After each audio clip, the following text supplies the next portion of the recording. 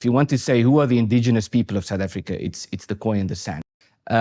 Broadly speaking, the people who live in South Africa who are of European descent, such as myself, arrived in 1652. That was the settlement when the Dutch East India Company arrived in Cape Town, or what is today Cape Town, to start a refreshment station for ships traveling around Africa to trade with the East.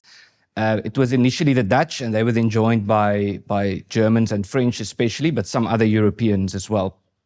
And we sometimes call them the Proto-Afrikaners, because the Afrikaner people became a people. Obviously, it's not just one singular event and then you are a people, but it happened over time when we developed our own language and culture in Africa. So that was about 400 years ago.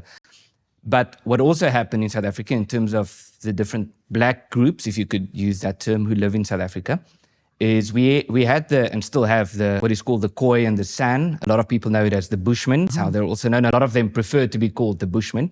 People know them from the movie The Gods Must Be Crazy and so forth.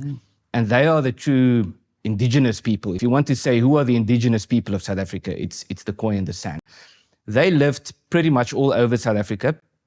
They've been there for tens of thousands of years.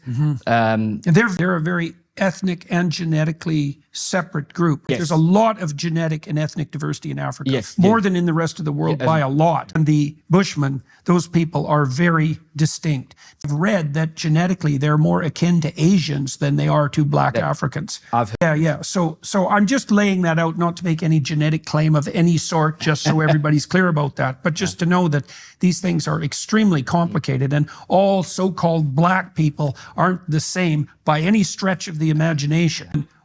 They're probably less similar from a cultural and genetic perspective than Europeans are to one another. So there's a lot of diversity in Africa. And I'm very happy that you recognize this, because a lot of people don't.